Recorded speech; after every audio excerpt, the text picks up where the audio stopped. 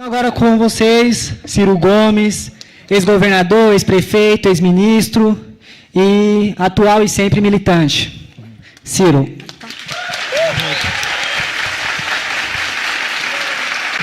Boa noite. Boa noite a todas. Boa noite a todos. Eu tenho um prazer muito grande. Hoje eu me comovi quando eu cheguei aqui, achando que valia a pena, hoje é uma quinta, né? Que valia a pena discutir com uns 15, com uns 20, 30 horas lá, já seria um grande privilégio. Quando eu cheguei ali na porta, vi vocês numa fila. E eu perguntei, isso daí não pode ser. E era. Obrigado a vocês, eu me emocionei hoje. Hoje foi um dia bom para mim e para o Brasil, né?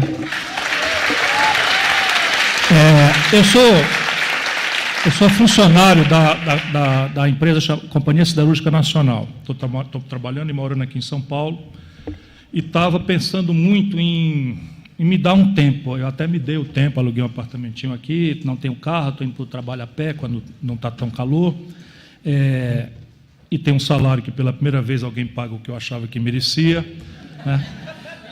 Mas a coisa degringolou geral no Brasil e eu me senti compelido a minha verdadeira vocação. Na verdade, não foi fácil para mim essa transição. Eu até já fui, ele não falou aí, mas já fui deputado 2 vezes, já fui deputado estadual, federal, já fui o mais votado do Brasil. Isso não é por jactância que eu falo, não é para lembrar que eu já dei uma certa contribuição de maneira a aplacar o meu remorso de cuidar de mim. E ainda acabei de parir um filho que está com 5 meses e meio, a coisa mais linda do mundo. Eu só tenho vontade de ficar ensinando ele a falar papai. Mas, antes que ele aprenda a falar mamãe, né? Porque essa coisa está ficando perigosa. Bom, provocação é meu hábito. Bom, mas eu estou dizendo isso tudo para dizer a vocês que eu vou fazer, antigamente eu diria, eu serei telegráfico, mas telegrama já não é uma coisa que os jovens sabem o que é, então eu vou fazer uma espécie de tweet, eu vou tweetar um pouquinho aqui, algumas coisas como provocação, são só 140 caracteres, e eu vou, então, aproveitando a qualidade da minha companhia aqui, e quero agradecer muito essa oportunidade ao pessoal da Central Única das Favelas, que é um amigo querido que eu aprendi a admirar, que é o Preto Zezé, que me deu a oportunidade de estar aqui com vocês. Basicamente, a minha contribuição para essa primeira provocação é pensar um projeto nacional de desenvolvimento para o Brasil, que eu comovidamente acho que é o que nos falta. Eu também admiro, por exemplo, toda e qualquer ação fragmentária, e não estou usando essa palavra para desvalorizar nada, que tire as pessoas do conforto de detrás da internet e que as ponha, seja em que causa for. Se for ocupar uma escola para enfrentar a ladroeira da merenda, tanto melhor. Se for ocupar o Senado, é tudo que nós precisamos. Isso tanto literal quanto metaforicamente. Escolham cada um a forma. Porém, eu acredito que nós precisamos começar a repor uma discussão minimamente holista, minimamente compreensiva da grande pintura, para que esses esforços todos eles tenham, no mínimo, um contexto mais favorável, porque, creiam, vocês são uma geração que viveu um país muito melhor do que nós vivemos. Eu tenho essa mesma percepção, né, do Cláudio. Nós vivemos uma geração, embora a minha geração, eu sou de 57, até o Cláudio de 43, eu fiquei novo demais, não, era velho demais para ser hippie e novo demais para ser punk. Então eu fiquei nesse intermédio aí. Mas a minha geração fez da política uma vocação. Nós ganhamos todas. Eu preciso dizer isso a vocês. Nós, a minha geração, nós ganhamos todas. E pode acreditar, podia parecer...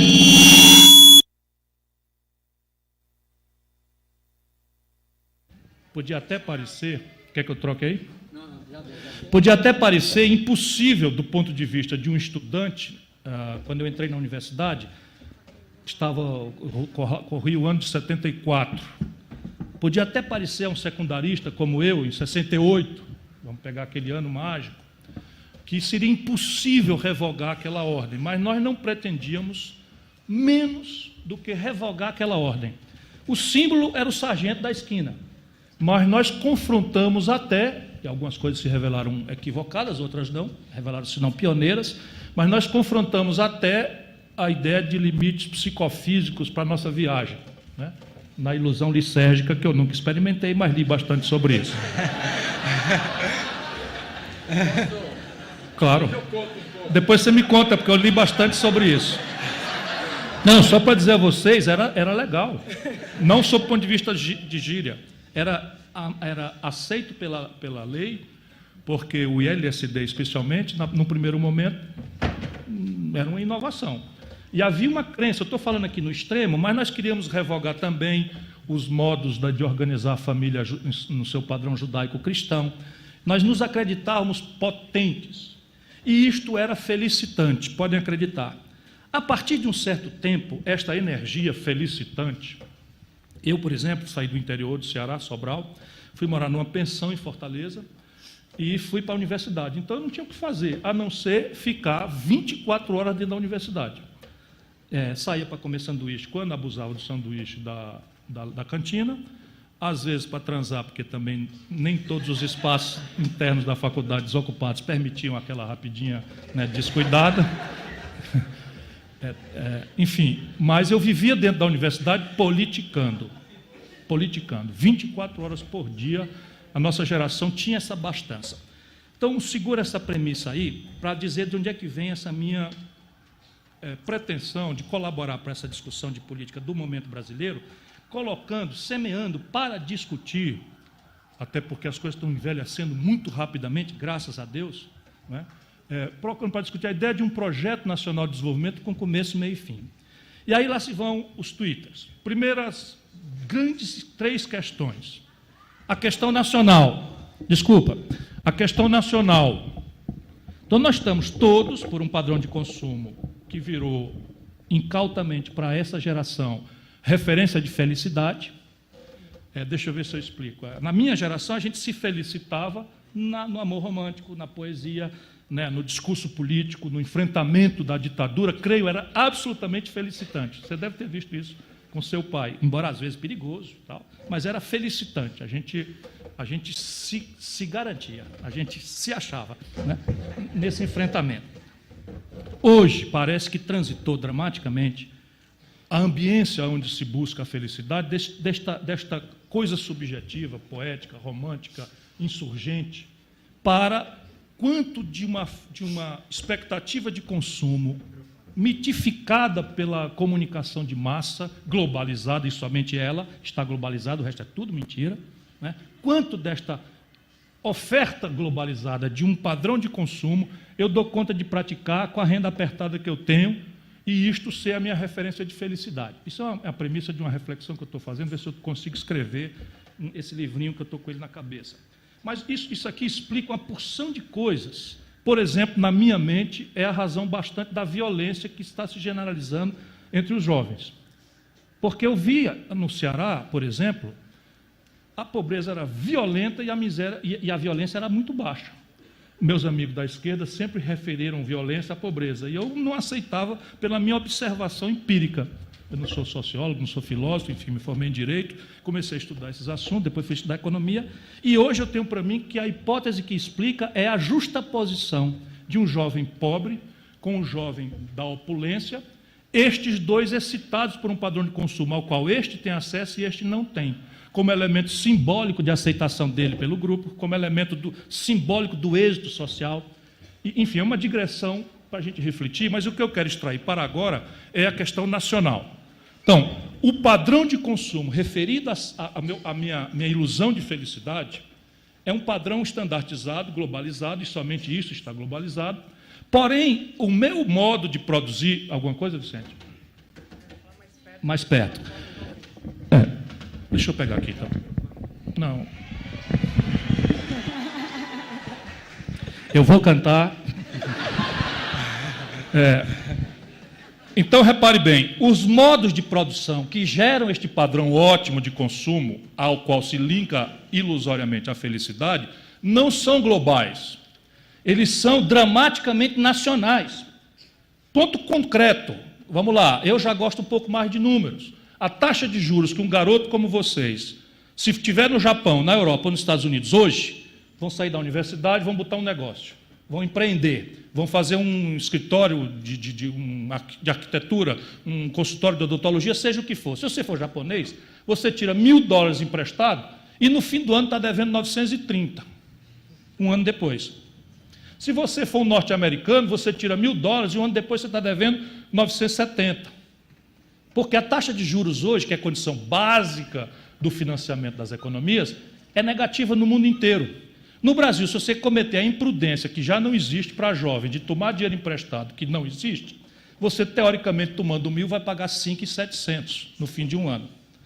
Se todas as outras condições de empreender, ou seja, de gerar o bom, bonito e barato felicitante, na nossa ilusão consumista, fosse igual, e esta única condição já fosse assim, tão dramática, assimétrica, o Brasil está fodido. Mas tem mais.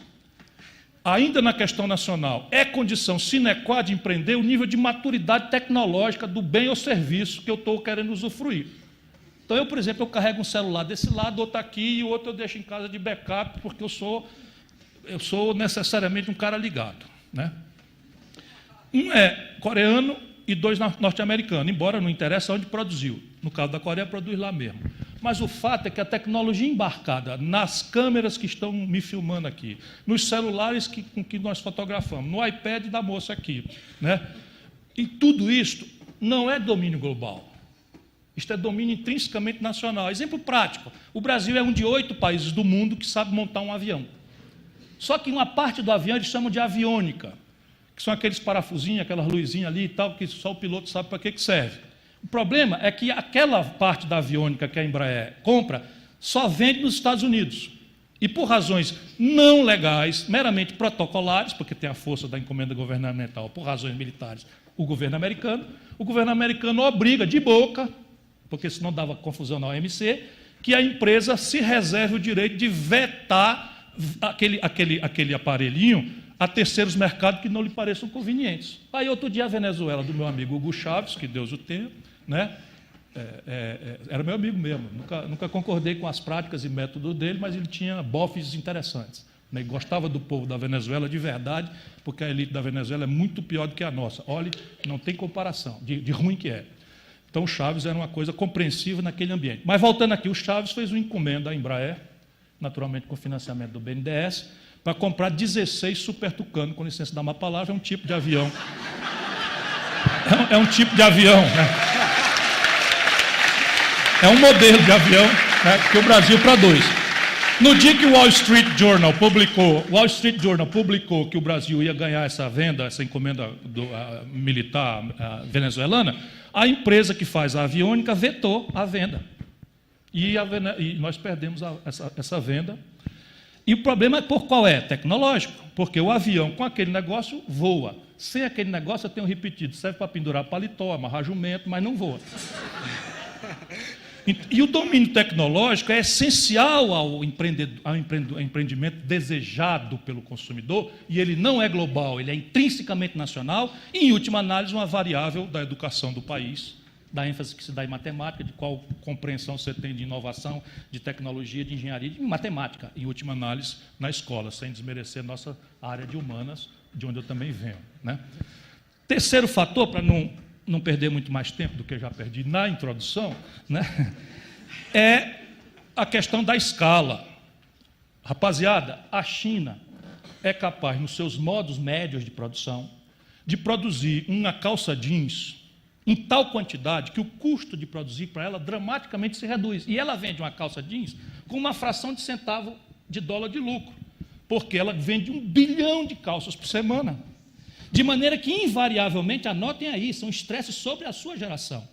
Invariavelmente, o preço de um bem ou serviço prestado em larga escala é mais barato do que custa produzir a mesma coisa ou um similar em pequena quantidade. Na prática, uma calça jeans hoje chega na Sulanca de Caruaru, em Pernambuco, que é um cluster informal, não tem imposto, não tem cargo previdenciário, não tem nada, não tem fiscalização de coisa nenhuma por um pacto. A calça da China produzida nessa condição é mais barata em Caruaru do que a calça feita lá, e durma-se com um barulho desse. Mistura as três coisas e a gente começa a entender por que a questão nacional precisa ser reposta. Menos por amor ao verde e amarelo, que até anda sendo abusivamente utilizado ultimamente, mais o amarelo do que o verde, eu sou daltônico. Aí o verde eu já acho vermelho, fica legal, mas o amarelo está me incomodando, né? O amarelo tem me incomodado muito ultimamente, né? Então, menos por patriotada e mais por essa questão do modo de brasileiro de existir. Como é que a gente, por média, tem uma empresa estrangulada no financiamento, anacronizada do ponto de vista tecnológico e amarrada na pequena escala, obrigada por mistificação neoliberal, arbitrada por um consumidor descuidado, onde estamos todos nós, pelo menos arriscados a tanto, né?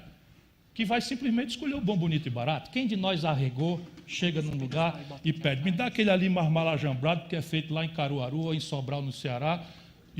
No futuro vai ser o novo consumidor, que nós temos que ajudar, acelerar isso, está na pré-escola hoje. O novo consumidor já não vai mais ser um hábito tão descuidado.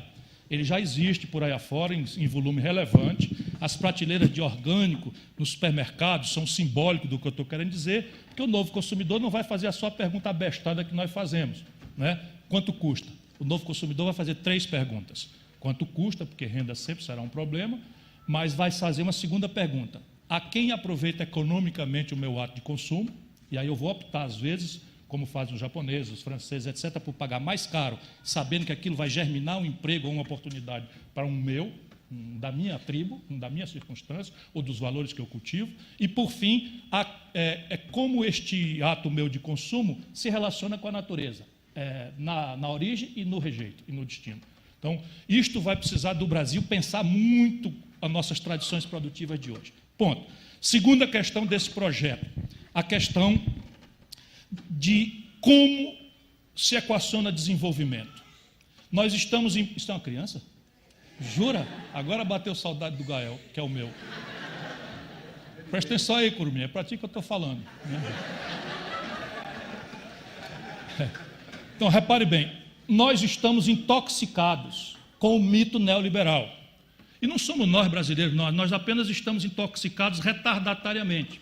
E temos uma ruptura propondo piorar a nossa adesão retardatária e envergonhada nesta mistificação grosseira que por 2 décadas se vendeu no planeta como ciência boa, sendo, como eu repito sempre, ideologia de 5ª categoria. Que é a mistificação de que o laissez-faire, a ideia de que... Né, agora falei para ninguém me entender, né? Laissez-faire é como os franceses chamavam o liberalismo econômico, que deixa cada um por si, que for podre que se arrebenta. Expliquei melhor agora, né? Quem for podre que se arrebenta é o outro jeito lá no Ceará de dizer laissez-faire, né? E se o cabo foi mais mal credo, é quem for podre que se foda. Esse é o Tom Cavalcante. Eu não, eu sou um lorde, tenho um procurado. A ideia, então, desta mistificação reduz o Estado mínimo, propõe a redução do Estado mínimo de baixo custo para começar a nos encantar e desentranhado de qualquer permanência no domínio econômico. Por quê? Porque ninguém melhor do que o mercado, diz o mito, sabe garantir retorno ótimo à alocação de recursos escassos. Como os recursos são escassos, e o mercado já provou, especialmente na confrontação do modelo soviético com o modelo norte-americano e europeu ocidental, que o mercado garante mesmo melhormente o retorno à alocação de recursos escassos. O que a gente tem que admitir, entretanto, é que a vida humana, na sua complexidade, e o planeta, não podem se resumir na garantia ótima de retorno de recursos escassos. Por quê? Porque deixado ao laissez-faire, laissez-passer, que é o quem for podre que se arrebente, né? As maiorias no Brasil não têm alternativa. Por quê? Porque nós somos o povo que mais retardatariamente aboliu a escravidão. Nós somos um povo que hoje, em pleno século XXI, quase na iminência da era Temer, né? Nós pagamos 60% às mulheres pelo mesmo trabalho que os homens fazem. Isto não é por maldade, se fosse era mais fácil. É porque todos nós somos aculturados assim. Então, não é serviço pequeno. Então, como desenvolver o país? Eu sustento para discutir comovidamente de que todas as experiências civilizatórias de êxito na humanidade, na história e na atual geografia, dependem de um Estado empoderado, parceiro estratégico de empreendedores e de uma universidade que, para além da sua liberdade de cátedra, responda aos desafios da questão do desenvolvimento, passo a passo, a partir da celebração democrática, sem privilégios, como tem sido lamentavelmente nos ciclos históricos brasileiros, dos caminhos estratégicos por onde seguir. E, por fim, né, nesse projeto, nós temos que garantir, para além da questão nacional, da questão de eleger um ente responsável por coordenar, liderar, sem necessidade de monopólios e de estatismos antigos, etc., mas liderar o processo de marcar data, estabelecer os caminhos, avaliar, calcular riscos, oportunidades, avaliar, enfim, volto a dizer, para o país ter de quem cobrar e o que cobrar. E, por fim, né, no valor nacional e da questão do desenvolvimento, e vou concluir a minha primeira provocação, é preciso decidirmos, para além de uma retórica boazinha, que nós precisamos tomar a decisão de investir em gente. Trata-se clara e concretamente de apurar, por isso que eu gosto de número, quanto a sociedade gasta por cabeça com educação, para começar. Depois nós vamos discutir o que mais, mas não é possível ter produtividade competitiva globalmente, nem na defesa dos nossos interesses, nem na perfuração eventual de mercados globais, com a nossa produção, portanto, os nossos empregos, nossos salários, ou com o nosso empreendimento. Não é possível um país ter competitividade sistêmica com 700 mil casos de malária na Amazônia por ano, com 680 mil casos de zika, chikungunya e afins, inclusive tendo por epicentro São Paulo. 1.721 garotos, filhos nossos, que podia ser o meu ou aquele ali, com microcefalia atestada, porque a gente não tem o mínimo de gasto por cabeça em saúde, além do problema da malversação, da incompetência, da falta de planejamento, etc., etc.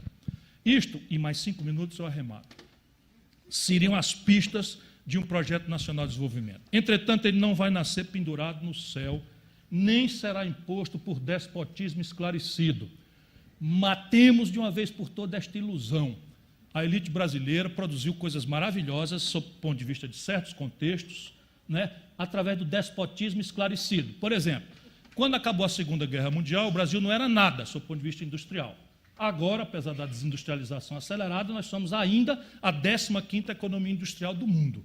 Isto é uma bela façanha, mas foi feita por despotismo esclarecido, elegendo setores favorecidos, garantindo privilégios e a um preço caríssimo, impagável, de concentração de renda, exclusão e violência, quando não pela introdução de um imposto selvagem, não consentido, dramaticamente regressivo, que foram 3 décadas de superinflação, que a minha geração ganhou também a parada. Foi talvez uma das coisas que eu tenho mais orgulho de fazer, é ter ajudado a encerrar esse imposto mais perverso de todos, que era a inflação sobre quem não detinha excedente financeiro, com o tal Plano Real.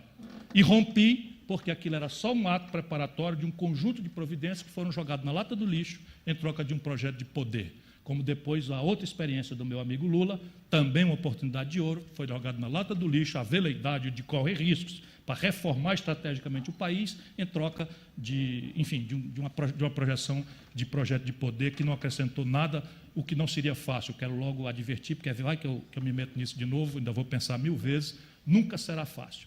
O projeto tem que pensar, para ser viável, na realidade brasileira. E a realidade brasileira hoje é agudamente fragmentária. E não é por maldade. Eu também acho que negócio de coxinha, eu chamei um de coxinha filho da puta, mas me arrependi da parte do coxinha, devia ter ficado só no filho da puta. Não, você acredita?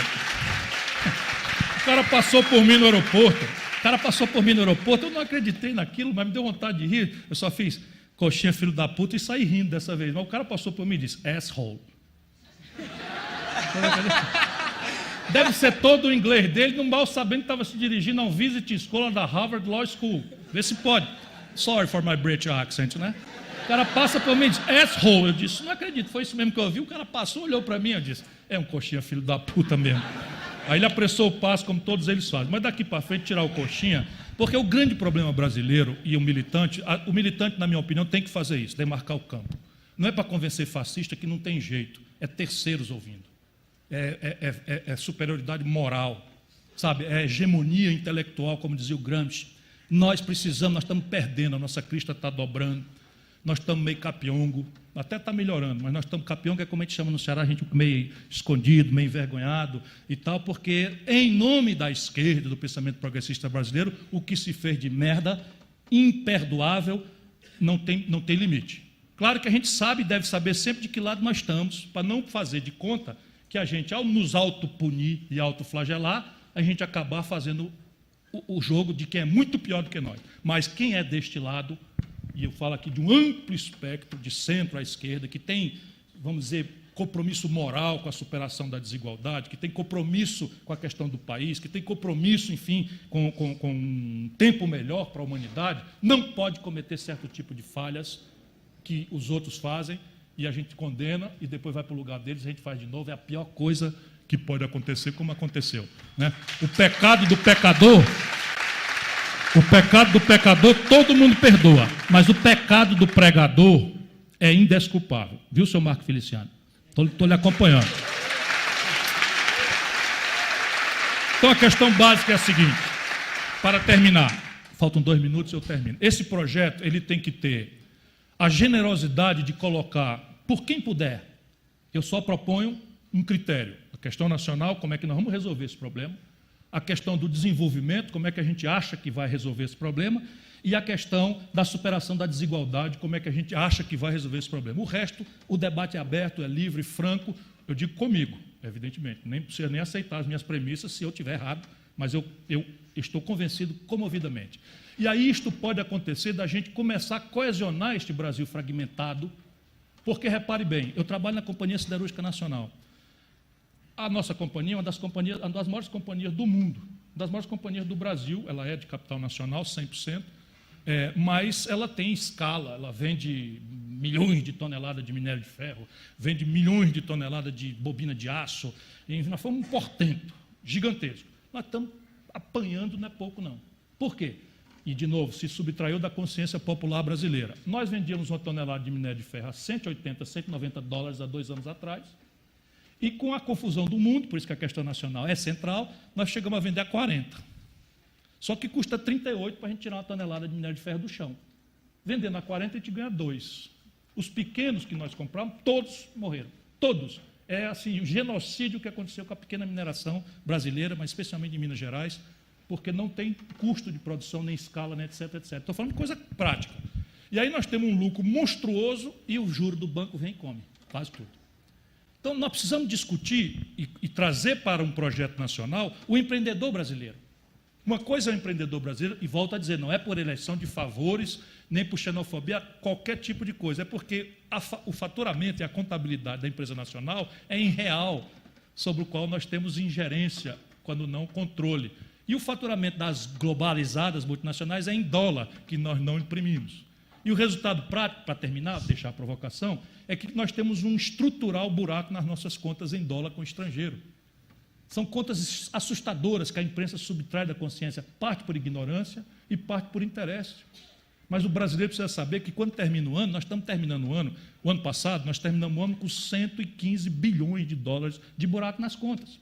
Qual é o efeito prático disso? O efeito prático disso é que a nossa moeda é que nem banana no mercado de São Paulo. Se tiver pouca banana e muita gente querendo comprar banana, o preço da banana sobe. Então, se você tiver uma brutal necessidade de dólar e o dólar escassear, o preço do dólar em real sobe. E aí o que acontece? O preço dos remédios, porque nós não temos ciência e tecnologia, não temos política industrial, 80% dos remédios da química fina importados. Nem sempre foi assim. Aí, se você precisava de R$2 para comprar 1 quilo de um princípio ativo qualquer da coisa, passa a precisar de 4, os preços do remédio sobem. O Brasil exporta petróleo bruto. Quando a gente fez a lei de partilha, eu estava na Câmara, e eu me lembro que eu fiz um discurso dizendo que por muito menos daquilo, o Mossadegh caiu, o primeiro-ministro do Irã. Por muito menos do que nós fizemos, de maneira que não alimentem ilusões. Desde o dia que nós mapeamos o pré-sal, o olho grande dos países do Atlântico Norte cobiça o Brasil, e parte importante dessa desestabilização vem de fora. Eu não dou conta disso, eu dou conta dos erros que eu estou cometendo aqui dentro, com a minha turma.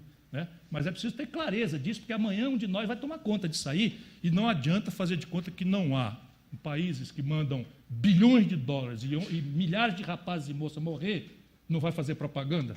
Pegar uma revista Veja, pegar uma Globo e botar um trocado em dólar para fazer propaganda e pegar uma corrupção ali qualquer e satanizar e botar em cima. Só a Marina que acredita que ela chegando lá muda tudo, só porque ela é séria. Só ela acredita que vai chegar lá, como ela é séria, e ela é séria, ela chega lá, vai estalar o dedo, vai debuiar um terço e a coisa vai ser resolvida. Eles debuiam o terço? Não. Aquele povo lá, neopentecostal, de bulhetês também? Não? Ah, não, porque tem Ave Maria no meio, pode não, é verdade.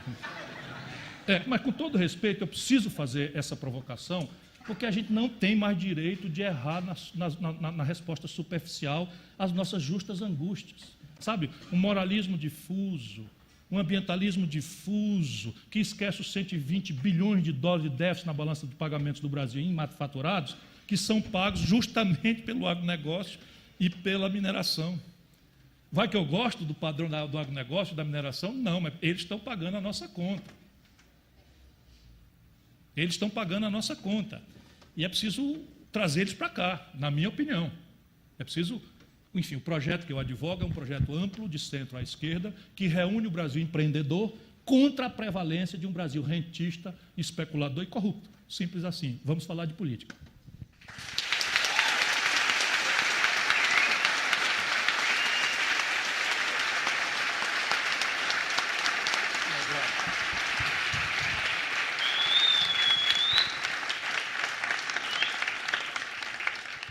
Então vamos abrir para umas perguntas da galera, quem tiver questões, enfim.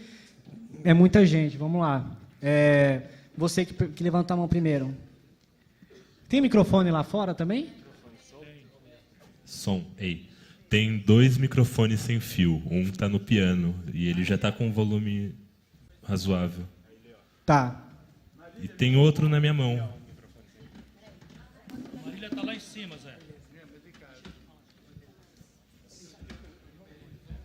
Bom, boa noite a todas e todos.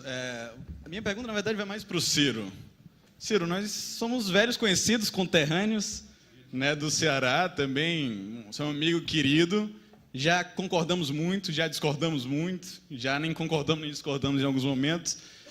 E eu queria te levantar 2 questões, tentar ser breve aqui. Acho que eu tenho dito que hoje em dia você é talvez a figura pública, ou político, como a gente chama, que mais tem pensado o Brasil. Tem colocado a questão que é muito importante, porque nós abandonamos esse debate de um projeto de desenvolvimento nacional. E hoje quem tem falado de você, quem tem falado disso é você. Parabenizo, reconheço, admiro esse seu papel. Mas eu acho que nós precisamos mais do que um projeto nacional, nós precisamos também de um projeto popular. E isso, talvez o presidente Lula tenha sido a maior encarnação disso daí. Nós precisamos retomar a ideia de uma radicalização democrática por baixo, né? Então, o meu pedido aqui também é, assim, se contamine de rua, de povo, de movimento, né? Se deixe levar pela primavera das mulheres, pelas escolas ocupadas, pela resistência indígena, pelo... Vamos com os de baixo. Acho que a gente precisa de... A gente precisa... claro. A gente precisa de pensamento, autopensamento, mas a gente precisa ir com os de baixo. E a segunda questão, você faz essa crítica ao ambientalismo difuso da Marina, mas acho que contra o ambientalismo difuso a gente não pode abandonar o ambientalismo, temos que ter um ambientalismo concreto. E eu queria ver a sua proposta ambiental também. Acho que a gente precisa pensar em ter investimento público de grande quantidade em tecnologia de ponta, ter um New Deal verde também no Brasil. Obrigado. Olha, a gente vai pegar mais 2, aí a gente faz uma...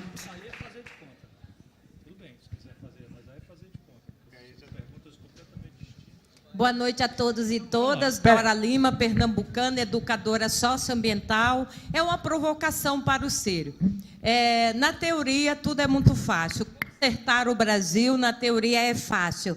Mas o que eu vejo, a minha opinião, sem uma reforma política, com 70% de um Congresso, que são de empresários, que o povo não está representado neste Congresso, não há executivo que vá lá e faça milagres. Então, é uma provocação para a gente repensar. Então, você foi deputado, então eu queria saber se você puxou uma reforma política, uma reforma para o povo. São 200 e tantos milhões de brasileiros e este Congresso não está representado por nós. A segunda provocação é sobre o Supremo Tribunal Federal, que no início, quando você estava chegando, eu fiz essa pergunta. É muito fácil. Depois que o Cunha aprontou tudo o que ele fez, agora o Supremo Tribunal diz, olha, vamos dar um jeitinho. Então, o Supremo Tribunal é para quê? Qual a função dele? Guardar a Constituição. Ele está fazendo isso? Ele está cumprindo o seu papel?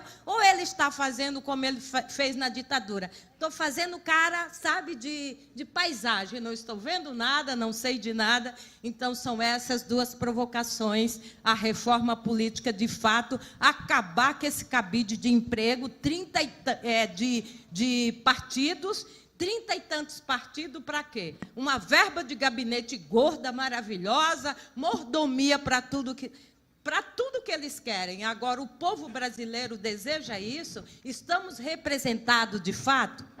É isso, obrigada. Eu vou pedir para responder as duas. Repare bem, vou continuar tentando tentando assuntos complexos, mas, de qualquer forma, eu quero dar a oportunidade da gente abrir mais debate, mais discussão. Nós operadores, assim, acho horrível esse termo, mas os experientes, vamos lá, porque isso parece querer tirar, e não é o oposto. Eu acho que os jovens precisam assumir que a nossa geração, a minha, ganhou todas e começou a falhar. Então, por favor, não me entendam mal. Agora, quem acumulou a experiência que eu acumulei e cultiva o respeito às pessoas, tem que dizer que nós temos uma democracia eleitoral em que 100% dos titulares de todos os poderes democráticos são eleitos por nós. E isso nos gera um constrangimento, porque nós odiamos nos olhar no espelho, nós como sociedade. Então, repare bem, dizia o Winston Churchill, em quem eu tenho pensado muito ultimamente, já falei isso hoje aqui, em antagonismo ao George Cromwell, em quem eu tenho pensado bastante também. Depois eu posso brincar com vocês por quê nas duas questões, mas é uma digressão. Eu ando mesmo com uma crise existencial grave e eu estou transformando essa angústia em militância. Mas, assim, nós só temos 27 aninhos de democracia eleitoral. E, evidentemente, as distorções de poder econômico, as distorções de mídia, as distorções não sei o quê, estão todas dadas, mas esse é o nosso país. Senão, nós caímos na seguinte e grave contradição, e mais do que isso, na mistificação que vai enganar os jovens de novo. Vamos lá, a institucionalidade em vigor gera a representação que temos. Por ficção institucional do Estado de Direito Democrático, o monopólio reformista da institucionalidade em vigor pertence ao poder popular por excelência e somente a ele, sem sanção do presidente da República, que é o poder legislativo. Com limites das cláusulas pétreas que sequer reformadas podem ser. Em nome de quê? Pensemos juntos para entender o nosso problema. Em nome de quê? Uma representação gerada por uma institucionalidade vai mudar a institucionalidade que deu origem. Democracia, minha companheira, não é um regime de concessão. Não haverá o anjo vingador que vai descer do céu por seu chamado simpático, pelo meu antipático apelo, e vai descer, estalar o chicote e botar as coisas em ordem por nós. Democracia é regime de conquista. E isto é o que nos resta fazer. Fora dessa institucionalidade, acredita, é muito pior. Ponto. Supremo Tribunal Federal. Ele é o que ele é. Tirante o ex-ministro da Advocacia do Fernando Henrique, que adora comício, o Gilmar Mendes, e o Marco Aurélio, que foi nomeado pelo Collor, né? Tirante os dois, todos os outros foram nomeados pelo Lula e pela Dilma. Sabe quando uma Suprema Corte da Suécia, dos Estados Unidos ou de qualquer lugar do mundo violenta a autonomia e a interdependência dos poderes para caçar o presidente da Câmara, afastá-lo e prendê-lo? Eu não conheço precedente. Então tenha paciência um pouquinho. Eu sou outrora professor de Direito Constitucional. Eu, Ciro Gomes, não conheço precedente. Por isto, hoje é um dia para a gente comemorar, sem achar que o céu é perto. Sem achar que o céu é perto. E só aconteceu por duas circunstâncias. O abuso desse psicopata, que é esse bandido maior, Eduardo Cunha, e pela presença cada vez mais eloquente do povo brasileiro nas manifestações. É por isto e só por isto que aconteceu. Mas é exótico, creia, e nem é desejável. Por quê? Porque o que importa mesmo é a gente eleger os caras direito. As pesquisas dos professores de sociologia, das teses que há, eu estudo por angústia, para tentar achar caminhos para atenuar essa minha lucidez sofrida, né? Dizem que 76% da população, 6 meses depois da eleição, não lembra o deputado em que votaram. Apliquemos agora entre nós esta pergunta. Então, professora, paciência, eu estou muito indignado, estou aborrecido. Você não tem ideia como eu botei a cabeça para enfrentar. Eu chamei o Eduardo Cunha de ladrão a 5 metros dele, assim, colega dele. Presidente da Câmara, Michel Temer. Todas as medidas provisórias ele entregava para o Eduardo Cunha relatar, e o Eduardo Cunha enfiava, que a gente chama de jabuti, enfiava emendas completamente estúpidas, impertinentes ao assunto, para achacar interesses empresariais. E eu contra, até um dia não aguentei, chamei de ladrão. Michel Temer, fecha isso aqui. Está nos anais, fecha isso aqui é um teatro muito caro. Eu, o deputado mais votado do Brasil. Né? Fecha isso aqui é um teatro muito caro. Por que não pergunta o que é que Eduardo Cunha quer, que paga o dinheiro para todo mundo? Aí ele quis reagir, disse, você é um ladrão. Calha a boca que você é um ladrão, o lobista da Fiesp está ali. Naquela data ele tinha apresentado uma emenda que criava um crédito de devolução de IPI e exportação do empresariado da Fiesp de 86 bilhões de reais, segundo um cálculo que eu fiz na perna. Fui para a tribuna, me esgoelei, perdemos por 300 a 130. Mais ou menos essa mesma proporção. Então o problema é nosso. O problema é nosso. É uma democracia eleitoral que não aprendeu ainda, né, que democracia é outra conversa. Agora, tem outro atalho, tem algum caminho, me ensine. Eu prefiro seguir nesse. A coisa ambiental. Repare bem, o Brasil é o que ele é. O despotismo esclarecido, quando é da direita, a gente fica muito puto, muito zangado, muito aborrecido. Mas o despotismo esclarecido também permeia o nosso vamos dizer, segmento. Então, nós temos um problema. Por exemplo, transgênico. Então, a soja brasileira é 100% transgênica. Eu era ministro e a Marina ministra. Nós fomos para o cacete lá. Eu estudei pra caramba esse negócio e fiquei a favor do transgênico. Ela contra. Me explique por quê. Alguém sabe me explicar por quê? Aí você bota na categoria, enfim, eu não vou esticar a conversa, o problema no Brasil é a fragmentação. O que é que nós não podemos mais fazer, meu conterrâneo brilhante? É assim, fica uma turma aí encarregada de não deixar faltar energia no país. E essa é a turma que depreda o meio ambiente. É a turma que faz Belo Monte, que faz Giral, que faz Santo Antônio, e deixa que eu lhe diga, esta é a matriz mais limpa e barata do planeta.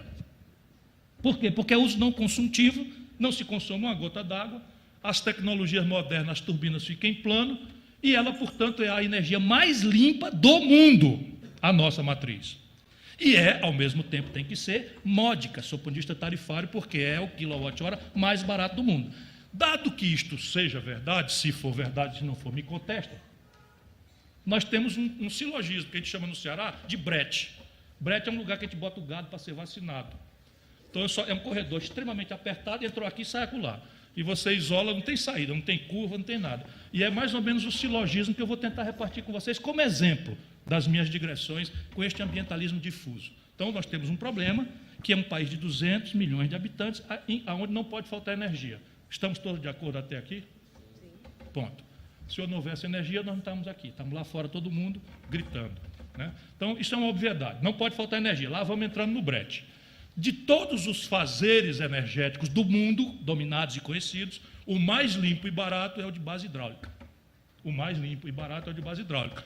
O Ceará, começado por mim, por isso que eu sou zangadinho, metido enfim, estou ficando meio déspota esclarecido, pelo menos sobre isso do debate.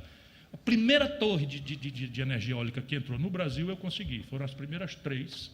Eu era governador, a maioria daqui não tinha nem nascido, em 1990. Né? Especialmente as senhoras e senhoritas aqui presentes. Isso é um galanteio, não é machismo, não. Né? Certo? E o Ceará, hoje, 40% da energia que a gente consome são de base eólica. Portanto, lá nós ganhamos escala e conseguimos modicidade tarifária nesse arranjo. São Paulo é impraticável. Por quê? Porque não tem uma corrente de vento constante que garanta a produtividade de uma torre de energia eólica. No Ceará nós já temos, então 40% da nossa energia e está quase vencendo o preço. Por quê? Porque também não temos um rio sequer no Ceará. Nenhum rio sequer no Ceará, perene, para ter base hidráulica. Então, é assim que resolvemos lá o problema há muitos anos. Experimento de energia solar, tudo está feito lá, nós temos os ciclos, quanto é que custa, etc, etc. Então, começamos a ampliar. Mas vamos para o brete de novo. Dado que a energia não pode faltar, e a energia de base hidráulica é a mais módica e barata e limpa do mundo, eu vou para a energia hidráulica como opção. É isso que o Brasil fez. Se eu vou para a energia hidráulica, eu estou constrangido à hidrologia do país que Deus, ou a natureza, escolham aí como quiser, plantou, ela acha que é Deus, eu acho que foi a natureza, plantou a hidrologia brasileira há milhões de anos. Ela está aí. E na hidrologia, que é onde é que estão os rios, por onde é que passa, o Rio São Francisco na Serra da Canastra, em Minas Gerais, desce e faz a curva entre a Bahia e Pernambuco, separa Sergipe de Alagoas, está ali desde milhões de anos. Muito bem. Se é assim, eu preciso agora outro ponto da saída do brete. É aclives ou declives. Por quê? Porque a energia precisa de carga, a água precisa cair para ter força para gerar a turbina, embora cada vez menos essas turbinas mais tecnologicamente mais avançadas, como é o caso de Belo Monte, elas estão praticamente em plano. E já todas as tecnologias, depois da grande besteira que se fez em Balbina, você tem hoje as tecnologias para mapear a ictiofauna, que é o negócio dos peixes. Você tem tudo, os caminhos das pessoas, tudo, e você pode adaptar o projeto de maneira que o bagrão suba e desça na hora que bem quiser entender, faça suruba com quem quiser, lá em cima e cá embaixo e tal. E aí fizemos. Aí, dado isso, o Brasil exauriu sua potencialidade, só tinha Santo Antônio, Giral e Belo Monte. Ela ficou contra as três. E vai para o estrangeiro. E a negada lá, muito bem, parabéns, porque esse negócio de inundar as terras e tal, vai dar certo não, o sapinho que estava lá vai ficar afogado e tal. Aí tem uma turma que é encarregada de defender o meio ambiente e outra turma encarregada de não deixar faltar energia no mesmo país. Eu quero ficar do lado da turma que defende o meio ambiente, é mais simpático. E quem garante a energia? Aí vamos para a transposição de São Francisco, aí que a guerra foi feia. Você tem um norte do Brasil, o nordeste, essa esquina, desculpa, eu não posso ser breve, que nem dizia o padre Antônio Vieira, quando entrava nos assuntos mais complicados dos sermões dele. O padre Antônio Vieira não é do jumento, é nosso irmão, não, é o português. Então, repare bem, você tem, no nordeste setentrional, você tem uma obviedade. Entre Piauí e Maranhão, que tem o Rio Parnaíba, e Bahia e Pernambuco, que tem o São Francisco, não há nenhum rio perene nessa circunstância onde moram 34 milhões de pessoas. Nenhum rio perene. Nenhum sequer, nenhumzinho. E aí como é que vive o Nordeste? Vive desperdiçando água, por quê? Porque como não tem rio, tem que guardar a água da chuva. Aí a chuva lá é o seguinte, é 3 por 5, não tem. 3 anos por 5, não tem. Nem é padrão, mas assim, o padrão mínimo é esse. Como é que a gente administra as barragens? E o Ceará hoje tem 24 bilhões de metros cúbicos eu gosto de falar de exemplo, porque o discurso político está completamente desmoralizado. Então, graças a um projeto que eu comecei e que está lá planejado, criei a estrutura toda, lá nós cobramos água bruta de empresário, é o único estado do Nordeste que faz isso, tudo há muitos anos feito. Pois bem, nós administramos como as barragens, o máximo cheia possível. Então, chove, eu economizo a água, restringo todo tipo de água, porque o uso prevalente deve ser o humano, e aí, desgraçadamente, 3 por 5, chove alguma coisa. 1 ano sem usar, a lâmina d'água evapora 2 metros. O sol leva 2 metros. Se a barragem tiver 4 metros de profundidade, num ano fica 2, no segundo ano vai para aquele chão que a imprensa gosta de mostrar, aquele chão quadrado, aquele de fundo de açude. Não tem aquele chão na rua, não. É só de fundo de açude onde quer. Pois bem, e desgraçadamente chove, pega o açude meio cheio, verte. Sabe quanto é o desperdício? No lugar que mais falta água do Brasil, 75% de desperdício. Por quê? Porque nós administramos de forma ineficiente com medo da seca. Aí você tem o São Francisco, você tem o Parnaíba, tem 1.300 metros cúbicos por habitante ano nas suas circunstâncias. Não quer dizer que todos os habitantes tenham disponibilidade, é uma estatística que diz que você precisa fazer só uma adutora, fazer isso porque a fonte tem. Bom, vocês agora em São Paulo sabem do que eu estou falando um pouco mais cruelmente, né? O que é inacreditável é que o Ceará tem solução e São Paulo não, ainda bota a culpa na natureza. E o outro, o único rio perene, com caudal de 11.600 metros cúbicos por segundo, é o São Francisco. Aí você tem uma obviedade, sobra água aqui e falta aqui. O que é para fazer? Com tomar cuidado, né, as compensações ambientais, o rio precisa e tal. Só que o rio, onde tem a captura da água, é artificial, faz mais de 50 anos. Quando Pedro Álvares Cabral chegou, o rio pulsava na cheia 16 metros cúbicos, 1.000 metros cúbicos por segundo e algo ao redor de 400 metros cúbicos por segundo. Cheia, seca, cheia, seca. Nós fizemos uma cascata de barragem para fim de geração de energia elétrica, cuja maior é Sobradinho, e hoje o rio tem uma vazão perenizada artificialmente para fins de geração de energia elétrica de 3.600 metros cúbicos por segundo. Com 76 metros cúbicos firme por segundo, flat, durante o ano, você abastece toda a população urbana do Nordeste Setentrional, com 76 metros cúbicos por segundo. Aí lá vem minha querida amiga Letícia Sabatella. Ai, o São Francisco, vou matar o São Francisco e tal. Minha filha, pare um pouquinho para estudar, eu não duvido da sua melhor intenção, mas foi chorar na tribuna do Senado. Aí o Osmar Prado, meu outro querido amigo, eu sou ex-marido de uma atriz por 18 anos, conheço todos eles, querido também. Mas eu estou agarrado nesse serviço, lá vai chorar que vão matar o São Francisco. Nunca deram um dia de serviço. 187 municípios jogam os esgotos sem tratamento na calha do rio. A foz do rio estava morrendo, nada, zero, não tinha comitê de bacia, a Marina nunca se dedicou a fazer. Quem fez tudo isso fui eu, ministro da integração, para tocar o projeto. Então, eu prefiro citar, por exemplos, o que é que eu concebo de meio ambiente. É preciso a gente ter uma compreensão holista, o que é necessário fazer, o que é que o país precisa que seja feito, sem despotismo autoritário, e vamos mitigar, vamos ouvir todo mundo, vamos mitigar os efeitos ambientais, porque senão a gente cai na seguinte situação: se a gente faz a BR-163, que liga Cuiabá a Santarém, a soja brasileira chega a menos do custo de produção, o preço final, porque quem tem sofisticação tecnológica, escala e financiamento sadio especial é a agricultura brasileira. A gente esmaga a soja americana no mercado americano e em terceiros mercados. E arruma os dólares para pagar a conta do celular que a gente não sabe fazer, dos carros que a gente está internacionalizando 100%, enquanto a Coreia do Sul tem 4 montadoras globais de capital nacional coreano, o Brasil não tem nenhum eletroeletrônico, e é esse o problema. Aí fica a moleza. E eu sou encarregado de fazer a soja brasileira ser competitiva, portanto eu sou amigo do agronegócio, sou amigo da motosserra. Espera aí, vamos devagar. O que eu me considero é moralmente obrigado a falar nas duas coisas. Como é que eu faço o que o país precisa fazer, e não sou eu que vou dizer, e mitigar, atenuar, indenizar, compensar as influências de meio ambiente. É simples assim.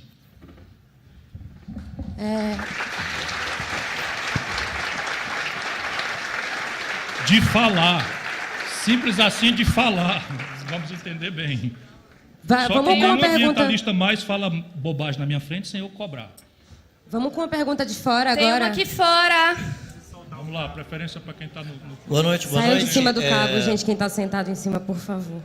Ainda na linha de debater o país e sem entrar no mérito de como isso vai ser alcançado, queria deixar uma provocação, não só para o Ciro, não só para os participantes da mesa, mas até para a plateia toda.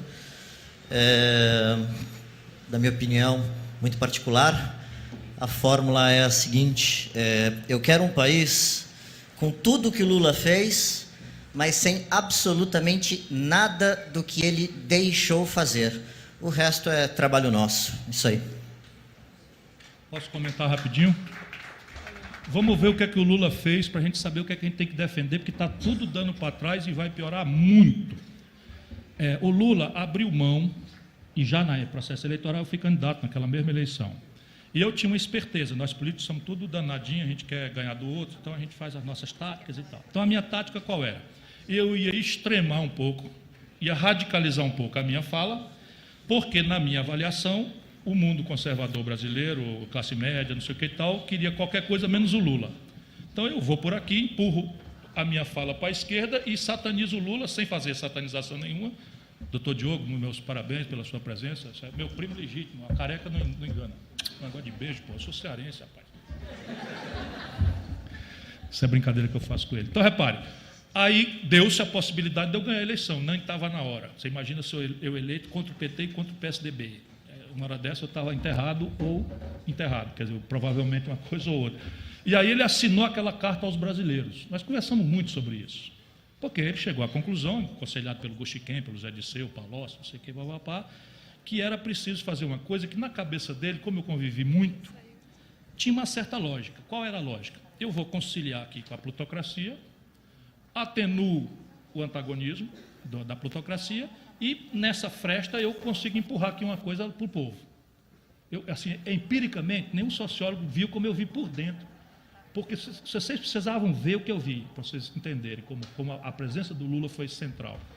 Para o Ministério de Combate à Fome, ele nomeou o cidadão que hoje é presidente da FAO, chama Graziano. Eu fico mal, porque antigamente eu falava mal dos meus adversários, agora estou tendo que falar mal dos meus amigos, né? Então, o Graziano recebeu um Ministério do Combate à Fome e o mandato do Lula. Eu quero acabar com a fome no Brasil. E ele saiu entusiasmado e a primeira providência que ele anunciou foi catar resto de comida dos restaurantes de São Paulo para entregar no Nordeste. Isso foi como o Graziano entendeu a missão que depois o Patrus Ananias transformou nesse portento de transferência de renda, que é o Bolsa Família. Então era um desastre completo. E aí, o empirismo do Lula é que foi resolvendo os embates. E aí nós tivemos a grande crise do mensalão, que foi o quê? Já o pragmatismo. Eles fizeram, por que eu não faço também? Eles são de São Paulo, e aqui o quadro é bipolar. O quadro aqui é bipolar, então é PSDB ou PT. Se o PSDB fazia merda e eu fizer a mesma merda com as mesmas pessoas, é o crime perfeito, pensaram o Zé Disseu, Palocci. Por quê? Porque eles não vão me denunciar, porque na medida em que eu digo, você também não fez? Qualquer semelhança com a retórica de hoje não é mera coincidência. Parece assim que tudo bem, eles fizeram, só que eles não sabem que o PSDB é orgânico à plutocracia, e eles, novo rico, recém-chegado na putaria, né? Então, um bocado de punguista de quinta resolveu bancar jogo de gangster. Esse é o problema. Mas o que é que o Lula conseguiu nessa esperteza? O Lula conseguiu o quê? O salário mínimo, que é o mais poderosa ferramenta de transferência, de distribuição de renda, de mexer com o conceito de Gini no Brasil. São Paulo não percebe bem isso. Por quê? Porque em São Paulo, apenas 4% da população trabalhadora com carteira assinada ganha salário mínimo. No Ceará é 70%. 70%. Então, o poder de compra do salário mínimo, quando o Lula tomou posse, era equivalente em dólares a 76 dólares. O Lula entregou para a Dilma com 320 dólares a poder de compra.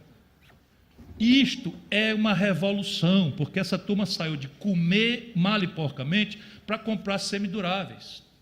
Sabe, geladeira, fogão, forno de micro-ondas, fazer o puxadinho, consertar a casa, etc, etc. Mas não bastou isso. O segundo grande movimento, tudo intuição do Lula. O que me incomoda, porque a intuição dele significa que a gente depende dele. E isso é fato.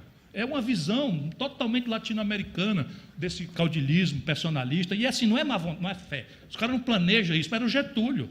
O Getúlio se autorreferia como pai dos pobres, não tinha o politicamente correto. E ele se definia como pai dos pobres. Podia transitar da direita para a esquerda, simpatizar com o nazifascismo, fazer a CLT, cópia da Carta del Lavoro, e sendo importante para o povo brasileiro. Isso é o Brasil, é o nosso país, somos nós. O segundo movimento do Lula, crédito. Quando o Fernando Henrique terminou o governo, a proporção de crédito na renda nacional era de ridículos 13%. O menor volume de crédito em proporção ao PIB do mundo capitalista inteiro. E vocês sabem, a população compra, nós compramos o dinheiro que a gente tem, mais o crédito que a gente tem na praça. Especialmente essa invenção que só tem no Brasil de 6 vezes sem juros no cartão, né? 10 vezes sem juros, o cara mete o juro por dentro e você leva 1 e paga 2, mas a gente se ilude, né, com essa história, que é o maior juro do planeta, né? Mas o Lula aumentou de 13% para 50% do PIB a disponibilidade do crédito e forçou a mão para o crédito dirigido. Agricultura familiar, construção civil para a população mais pobre, crédito, agricultura familiar, eu já falei, crédito consignado, que é classe média, aposentados, etc, etc. Nadador de braçado, que é um verdadeiro crime, né? A taxa de juros que se cobra, mas não existia, todo mundo achou uma beleza. Então, o crédito subiu para 50%. E a rede de proteção social, que aqui também não se dá o devido valor, mas no Nordeste, quando acontecia uma seca de 3 anos, como essa que nós estamos vivendo, a notícia do interior era saque.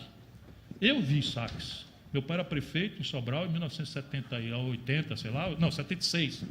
E lá veio o saque, como é? Uma multidão em Andrajos, sabe, aquela cena absolutamente comovente, a polícia apatetada, os comerciantes apatetados, o que vai fazer? Entra, invade um armazém, pega feijão, farinha, se tivesse arroz, não pega nem uma barra de sabão, não pega nada, pega e vai embora.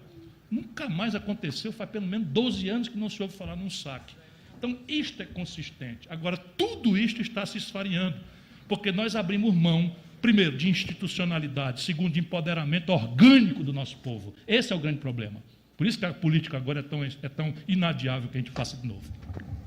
Formação cultural. Com a Dilma, o crédito de 50% despencou. Por isso que a gente está desconstituído no nosso governo. Despencou o crédito de 50% para 30% do PIB.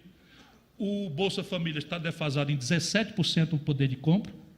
E a equivalência para a classe média de real dólar tirou o nosso povo dos aviões para Miami e para Disneylândia e não sei o que. Tá, tudo isso é retrocesso. Você pensa o que a classe média está indignada com o quê? Está indignada com isso. É renda, meu filho, que mudou o patamar profundamente. Então, a renda diminuiu, o crédito diminuiu e a rede de proteção social diminuiu, está aí a crise. Nos desconstituímos e aí vem o que viria, exatamente aqueles que nós cevamos na crença ilusória do gangster, quer dizer, do punguista, que negocia com o gangster e acha que enganou o gangster. Legal. Djamila, você quer comentar também a questão dos avanços dos últimos anos, enfim? Não, em relação à questão da reforma política que a companheira trouxe, eu acho que é uma discussão importantíssima que precisa ser feita. Claro que entendendo, óbvio que a gente entende o quanto que a democracia é jovem e tudo mais, mas se a gente não discute reforma política, a gente não muda as questões. Não adianta dizer que tem um poderio econômico ali muito forte, né? Só se elege quem tem dinheiro, né? Não, tudo bem. Não, mas eu estou falando agora. Qual é a proposta? Sim. Não estou pedindo ninguém de falar, não. Só no ponto. Tá, não, super. Já entendi. Mas não entendo isso, mas eu acho que...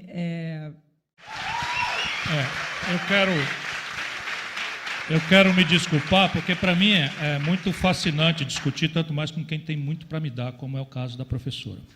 Porém, eu ando assim, provocador, como eu me ofereci para ser hoje de novo, porque nós precisamos reunir o pensamento brasileiro de forma complexa e holista. Por exemplo, quantas audiências públicas foram feitas para o licenciamento de Belo Monte, ouvindo especificamente as comunidades tradicionais, os indígenas, os eventuais quilombolas, etc., etc. Ela não se obrigou a saber. Eu estava no governo, participei. Foram mais de 100. Todas atendidas. É a obra, todas. Agora você está me deixando não falar, é assim, só porque dá uma parte. Pode falar, meu companheiro, o que você quer dizer? Do que você está falando? Convenção Internacional do Trabalho, junto com 69, que regula a oitiva dos índios. Sim. E a possibilidade de... Perfeitamente. Eu estou só dando um depoimento. Eu nunca fui ministro das Minas e Energia, não fui ministro da Fazenda e da Integração Nacional. Sou um democrata amante profundo do empoderamento popular. Eu que fiz todas as audiências públicas do São Francisco, este sim, minha responsabilidade. Eu que criei os comitês de bacia e o comitê central. Eu que financei os projetos, eu assim, por delegação do governo a quem eu servia na data. Só querendo dizer, e não me importa discutir Belo Monte, está pronta, rodou a turbina hoje.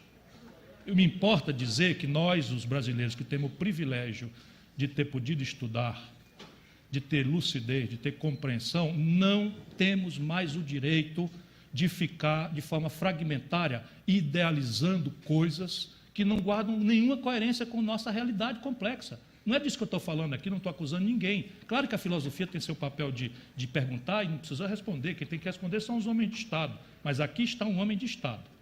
Então a pergunta é, vou começar de novo. Qual é a matriz energética que o Brasil opta?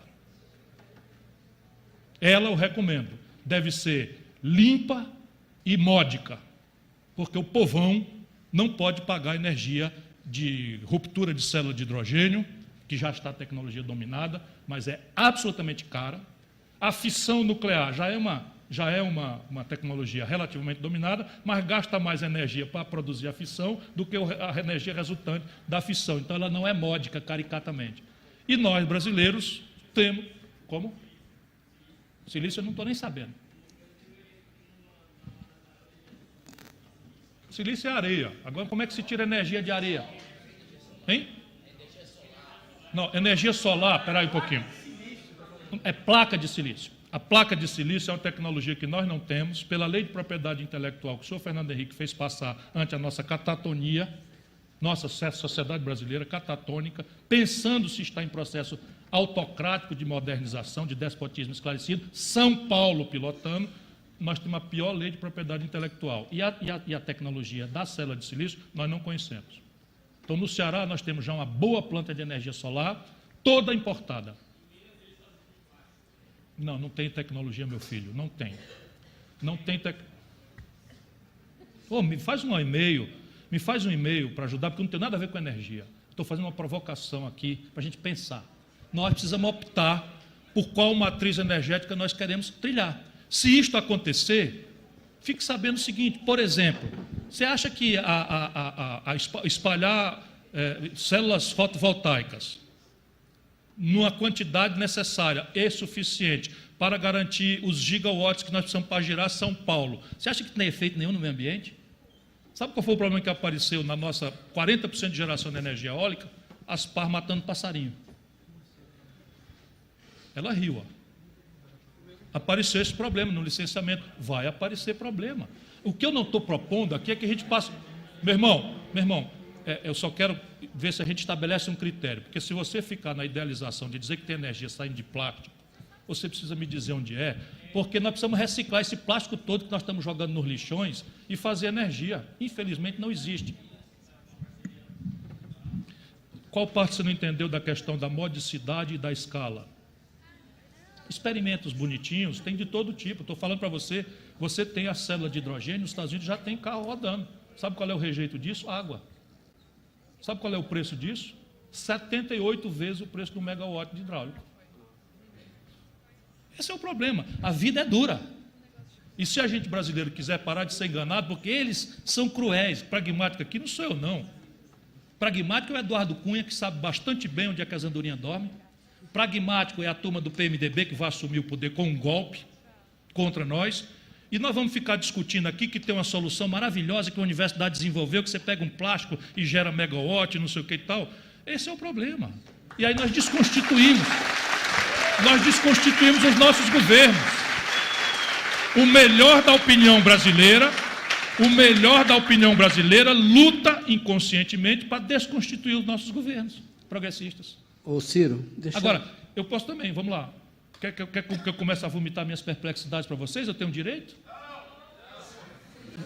Você não está autorizado a esse não autoritário aí. Eu estou de novo só encaminhando um argumento. Imagina vocês botam 3 sentados numa cadeira aqui e se sentam ao relento ou no chão, esperando que eu diga: você sabe como é, rapaz, esse negócio da política, eu estou meio preocupado mesmo. É grave isso aí, sabe como é? Do jeito que está não dá certo não, mas nós precisamos melhorar, você entendeu? Porque sabe como é, entendeu aí?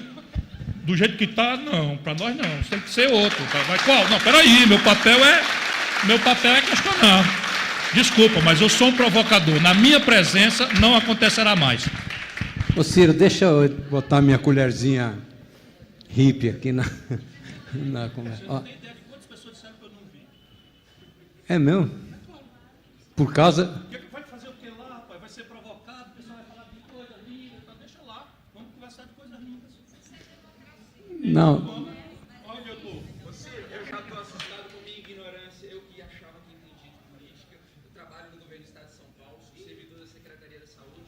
Nós temos um problema terrível no SUS, de dinheiro nosso jogado no lixo. O SUS é outra administração de medicamentos. Microfone para ele. Desculpa, eu tive que desabafar, não aguentei. Eu estou aqui perplexo com a minha ignorância política. Eu sou formado em filosofia, sou servidor da Secretaria da Saúde do Estado de São Paulo, executivo público concursado. Tenho 29 anos de idade. Eu me achava entendendo de política. 3 anos eu estou dentro de uma Secretaria de Saúde, vendo pessoas do PSDB bem intencionadas. Ou seja, eu não estou aqui falando de partido. O que eu aprendi nesses 3 anos é que a política, e por isso, Ciro, e todos que compõem a mesa, e toda uma geração que lutou, está aí o José Celso, com o esporte, com a cultura, com a economia, com o direito, para nos trazer até aqui. A questão acho que está posta para todos nós, principalmente a nossa geração, que não vai ter aposentadoria.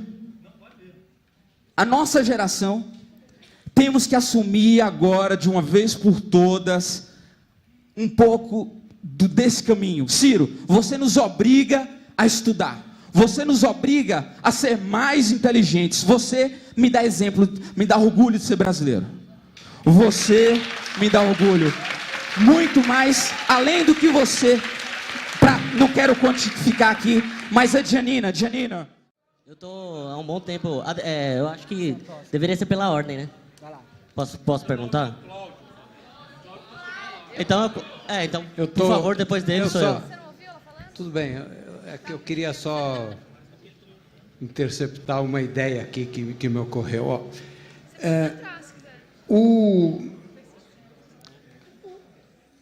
O capitalismo selvagem colocou o cifrão no altar. Esse cifrão no altar normalmente é defendido por uma série de economistas que olham para o cifrão como uma coisa principal e botam isso no altar. Na minha visão, olhando para o mundo macro, essa rota é uma rota de suicídio coletivo, uma rota de suicídio coletivo. Me lembro um cachorro sarnento que eu tinha, a gente pegou para cuidar e morreu. Meu filho assistiu, ele era pequenininho, eu tinha 6 anos. Um dia a gente foi andar de avião, ele, indo para o Rio, olhou, eu comecei a mostrar para ele, olha, a cidade aqui, a estrada, a cidade. Ele falou, igual sarna, né, pai?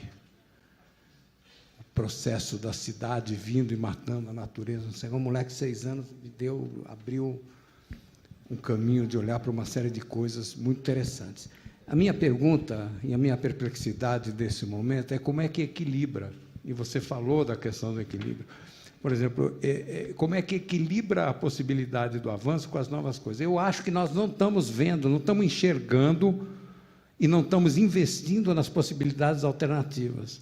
Porque a célula de hidrogênio é uma solução, ela vai baratear como tudo que tem barateado, porque a célula ela permite a descentralização energética, você produzir a tua própria energia na tua célula doméstica, no teu prédio, no teu quarteirão, no teu bairro. Isso não sei se você conhece o livro do Jeremy Rifkin, que ele fala exatamente isso sobre a internet, que é a soma, então, a internet mais a hidrogênio vai dar a velocidade do século XXI. A minha pergunta aqui, a perplexidade que eu tenho é como é que nós vamos encarar, e eu estou falando da humanidade, mas também falando do Brasil, como é que nós vamos encarar as mudanças necessárias para o século XXI, ou seja, o caminho que a gente está vendo que é um beco sem saída. Eu acho que a perplexidade do mundo, quando as pessoas estão genericamente não satisfeitas, é porque olham intuitivamente para uma coisa que vai dar ruim. Então, para mim, aí esse equilíbrio é fundamental, e eu não... É isso, mas, por exemplo, eu tinha a impressão, eu não conheço bem o assunto, mas eu tinha a impressão que no campo do transgênico e do não transgênico havia uma brecha para um celeiro não transgênico no mundo. E esse celeiro não transgênico pelo mundo teria uma mais-valia interessantíssima do ponto de vista, mas é isso. Claro, deve. Não quero interromper, não, porque, de fato, vão me perdoar, às vezes eu tenho um jeitão assim, mas a gente precisa discutir, é para isso que eu vim fazer aqui, só se fosse... Repare bem, eu disse que no licenciamento do transgênico era licenciar ou não licenciar, e eu tomei o lado do licenciamento. Por quê? Porque, naquela data, o Brasil tinha perdido a autonomia há muito tempo nas sementes. Por quê? Porque nós desmontamos a Embrapa. E a Embrapa foi que desenvolveu as sementes que permitiram se plantar a soja nos cerrados brasileiros, porque o cerrado não dava nada. Depois, por questão de produtividade, escala e falta de projeto, Collor e Fernando Henrique, a Embrapa foi destruída. E, naquela data, o Brasil estava simplesmente com um problema. Era não licenciar, que era tudo que os americanos queriam, a soja transgênica aqui, porque eles ficariam com o monopólio da soja transgênica deles. É simples assim. Agora, eu falei aqui que o consumidor do futuro, não sei se falei, vai fazer 3 perguntas. E não só quanto custa, que tem a ver com escala, com financiamento. Nessas 3 perguntas, o Brasil, e talvez só o Brasil, tenha protagonismo potencial. Mas a gente satanizar, não licenciar a soja, significa o seguinte, de um dia para a noite, eu marginalizo 90 bilhões de dólares de receita com um buraco dos manufaturados de 120. Esse é o problema. E aí podíamos mesmo. Agora eu quero saber quem paga a conta hoje. Porque se eu não pago a conta, toda a renda da população desequilibra, porque você vai para um câmbio de 12 por 1.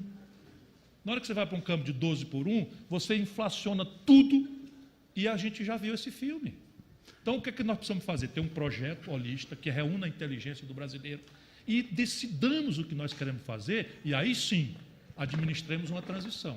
Não dá mais para o melhor da inteligência brasileira ficar na especulação diletante de como melhor seria se melhor fosse e nós outros encarregados de tocar o bonde. Assim, mas o povo da soja está cagando e andando para a Amazônia, por exemplo. Porque não tem alternativa. Não, porque não tem alternativa, o Brasil não tem alternativa. Não, digo assim, o mundo não tem alternativa em relação à soja? Não tem. Hoje não. Para proteína não tem. Tudo. É isso. Nós temos toda a condição do mundo, e somente nós brasileiros, pela nossa fisiografia, pelo nosso clima, em que é possível você colher uma planta temperada no sul e uma planta tropical no nordeste no mesmo dia, nós temos tudo para ter protagonismo global na nova produção da segurança alimentar. Aí nós podemos tomar um protagonismo e começar a condenar no mundo tudo que não for nosso protagonismo. O processo, que é a questão básica, é que nós idealizamos uma coisa e satanizamos o status quo, como se a responsabilidade pelo status quo fosse uma coisa simplória, em que o Lula, presidente da República, 8 anos, a Dilma mais 4, não mexeram. E é do nosso lado. Aí o que nós fizemos? Satanizamos o nosso lado. E agora vem aí o Michel Temer, que vai melhorar tudo. Posso fazer a pergunta? Boa noite, pessoal. Boa noite, Ciro. Boa noite, Jamile. Boa noite, à mesa. Meu nome é Alex. Ciro e Jamile, principalmente, eu quero fazer uma mudança de provocação. Me desculpem, mas eu vou ter que fazer uma mudança de provocação. Eu estou aqui, eu tenho uma deficiência, eu sou deficiente físico, e 45 milhões de pessoas com deficiência no Brasil é esquecido. Desculpem, eu sei que vocês vão me bater, mas 45 milhões de pessoas com deficiência, 23% são esquecidos nesse país. Eu morei em Maracanaú, Fortaleza, em Ceará, e o canalha do Roberto Pessoa me expulsou de lá, porque eu brigava por passe livre, por dignidade. E eu quero saber do Ciro, o projeto dele, e eu também quero saber da Jamile comentar a questão do deficiente. Qual é a perspectiva do deficiente no seu governo? Eu sei que avançou muito, eu quero que continue avançando. A gente, como deficiente, a gente é excluído da sociedade. Essa é a realidade. Eu não estou fazendo aqui plataforma de candidato mesmo, porque candidato se comporta de outro jeito. Escolhe umas frases bonitinhas e tenta garantir a simpatia da unanimidade do auditório que ele distingue. Eu estou conversando, pensando alto, e vou pensar 100 vezes antes de ser candidato. Mas toda pergunta inteligente traz a semente da resposta. Tudo que tem que ser feito pensando em todos os ângulos do assunto. Portanto, o ângulo, porque nós não mencionamos nenhuma vez, isso não significa que ela despreze, nem que eu despreze, nem que nada, simplesmente vai passando. Vai passando. A cabeça da gente, então, são as invisibilidades. Né? Eu só prometo a você que vou tentar todo dia pensar no assunto. Mas a proposta são obviedades que já estão dadas aí, na minha opinião. Né? Boa noite a todos. Meu nome é Juliana. Eu queria fazer já que virou uma grande repetição, uma provocação para a mesa, porque eu acho que é importante, quando a gente pensa em projeto de desenvolvimento, a gente ter esse olhar fundamental de que a gente não pode falar desse país sem a gente falar da questão racial, que é da população majoritária desse país, inclusive. Então, quando a gente fala, o que me causou um pouco a vontade de questionar, é quando a gente fala, principalmente passou pela fala do Ciro, de conversar com os empreendedores, conversar com uma intelectualidade, enfim, reunir um conjunto de pessoas para pensar projeto de desenvolvimento, e vindo também de 12 anos, desses últimos 12 anos, com políticas públicas que foram importantes para a inclusão da população e da população negra. Esses dias eu tenho lido muito Angela Davis por conta de alguns debates que eu venho fazendo, principalmente sobre a questão da segurança pública no Brasil e do encarceramento da população no Brasil, que é uma população negra e que cada vez mais tem sido de mulheres. E acho que a gente precisa pensar em política pública com esse recorte, porque a gente tem uma contradição no país. A Angela Davis ela vai dizer que as prisões são os novos navios negreiros da modernidade, né? e ela faz uma relação do capitalismo transnacional e da retirada de programas sociais para o aumento da população carcerária nos Estados Unidos. E aí eu vejo a contradição no Brasil de que a gente tem 12 anos de avanços e de políticas sociais, e por falta desse olhar importante da cor nas políticas sociais, a gente tem esse aumento de política pública e um aumento da população carcerária negra, um aumento da população carcerária feminina, que no Brasil aumentou em 400% em 12 anos. Então, a gente faz Bolsa Família e a gente tem aumento de feminicídio de mulheres negras. Então, a gente faz Bolsa Família, elas ganham os R$90 e elas são assassinadas e o Estado não faz nada, porque as políticas para as mulheres não têm o recorte para as mulheres no nosso país. E eu falo isso como uma pessoa que é militante, que apoiou esse governo, que vota nele, é filiada, né? Mas tem que reconhecer e tem que fazer esse debate. Então, como a gente pensar a política... É uma provocação para que as políticas que a gente pense, elas tenham essa preocupação, e eu queria que vocês comentassem um pouco isso, como trabalhar essa contradição no Brasil, sem discutir segurança pública, sem discutir genocídio da população negra, sem discutir genocídio das mulheres negras, sem discutir descriminalização das drogas, que é fundamental. O debate da legalização das drogas é um debate das mulheres negras, é um debate da população negra, porque somos nós que morremos, somos nós que somos massacrados todos os dias. Então, eu faço essa provocação para vocês, e queria que o Ciro,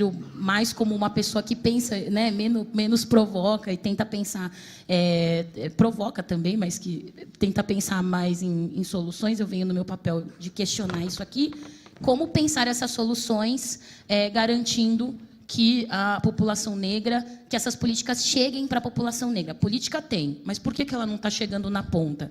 E aí, por favor, Djamila, e por favor, Cláudio, também, eu quero ouvir de vocês também isso. Obrigada.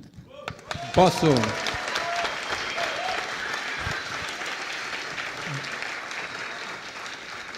Quando a gente se mete com muita tentativa, pelo menos, de honestidade intelectual, sabe, abrir a alma, abrir a cabeça, expor a contradição e tal, a gente sempre corre o risco de dizer que não quer discutir, está interditando, está me tomando a palavra e tal, como aconteceu aqui, sibilina e simpaticamente.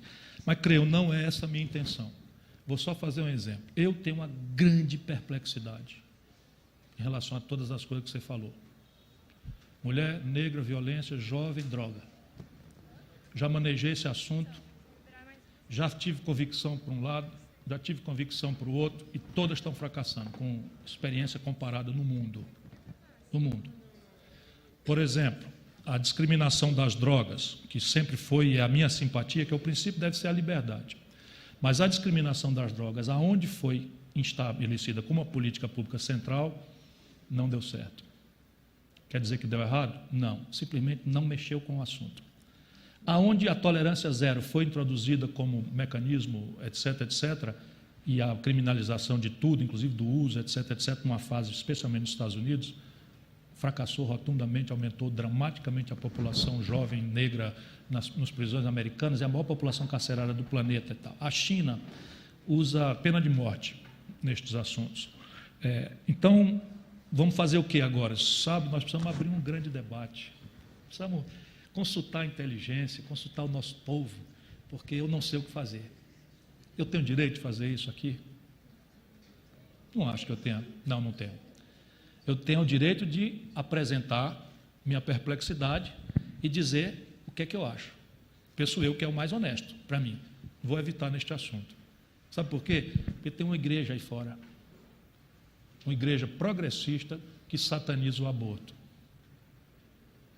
Sataniza com a expressão Satã, isso que é obra do diabo.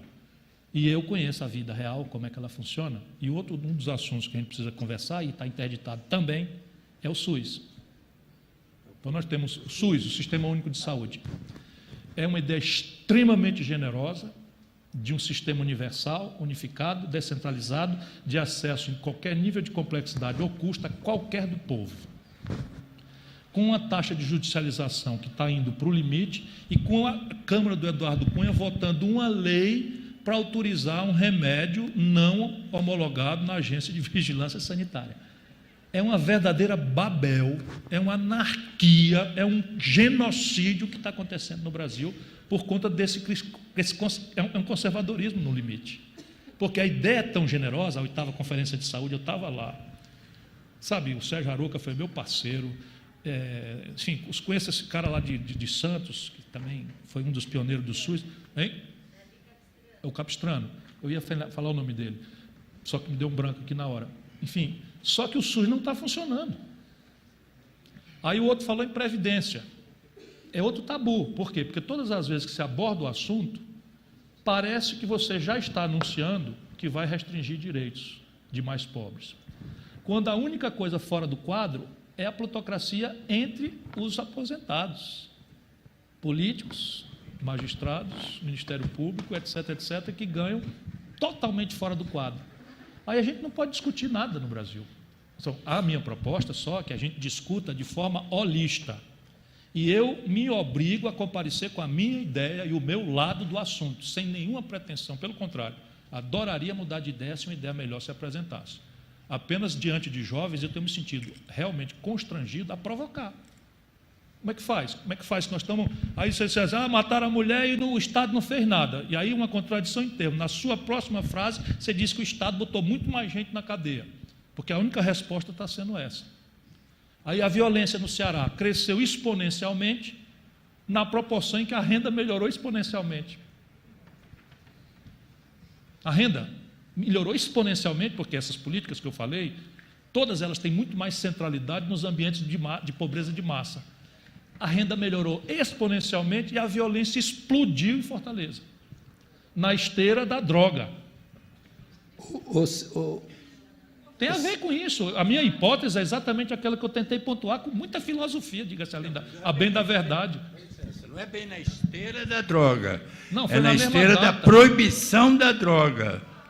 É isso. Refrasei como quiser, meu irmão. Eu só estou confessando a minha perplexidade, olhando empiricamente um lugar que eu amo, conheço com intimidade e profundidade. Na proporção que o nosso coeficiente de Gini melhorou melhor do que qualquer lugar do Brasil, na proporção que a empregabilidade no Ceará foi a maior da história, na proporção em que a renda e o coeficiente de Gini, que é a taxa de concentração de renda, melhorou como nunca, a violência explodiu. Eu não estou linkando uma coisa com a outra, é só uma contemporaneidade.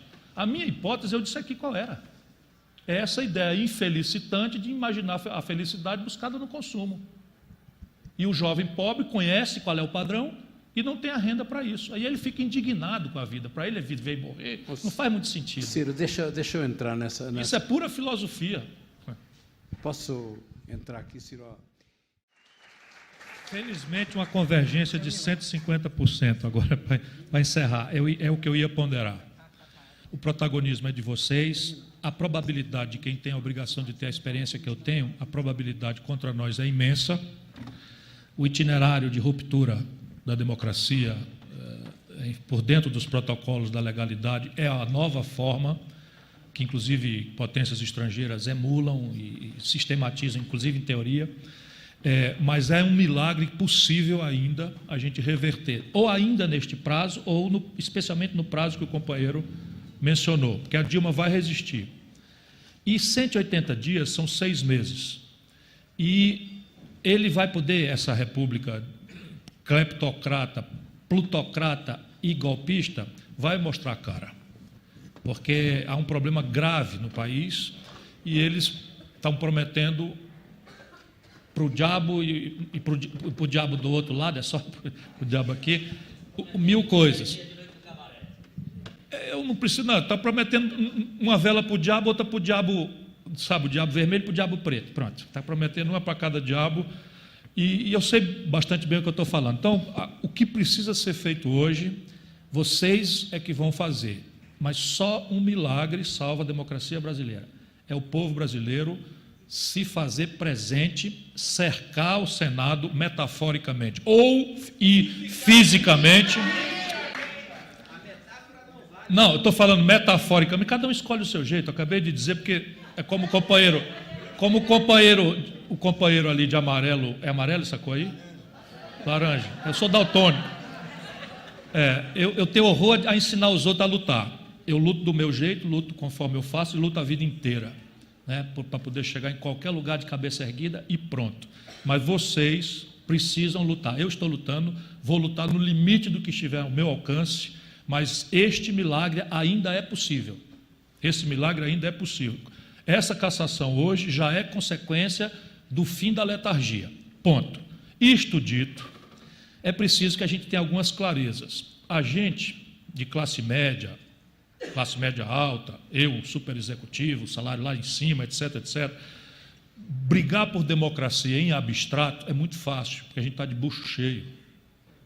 A gente tem as nossas necessidades praticamente resolvidas. Isto não é a realidade média do nosso povo. A eleição da Dilma, para muitos de nós brasileiros, queridíssimos, dos bairros pobres, das grandes cidades, da classe média, foi uma fraude de marketing. E depois, a tentativa de se reconciliar foi um desastre. Não esqueçam que ela nomeou o Levi, que é um desastrado, que tinha enterrado as finanças do Rio de Janeiro, e persistiu nisso.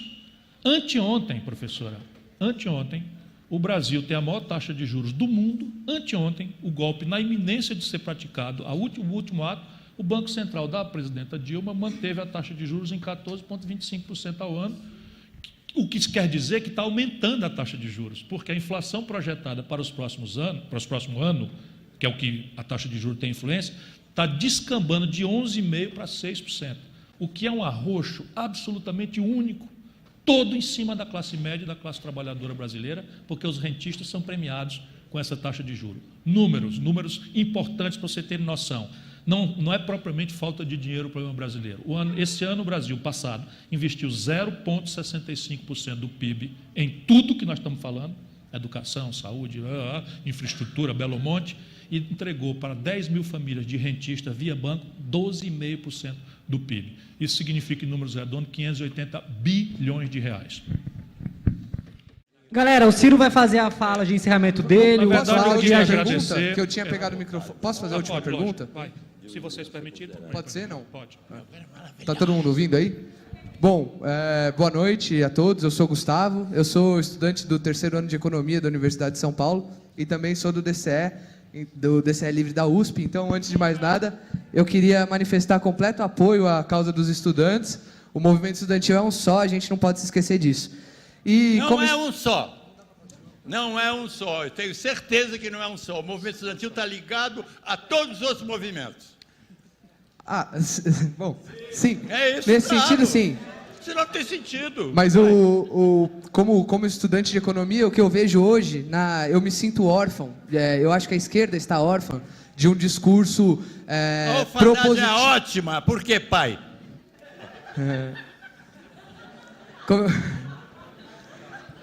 Bom, como estudante de economia, eu sinto que a esquerda está órfã de um discurso propositivo, positivo. Está ótima a esquerda, os melhores teses estão com a esquerda agora. Sim, mas É só a esquerda pegar as teses.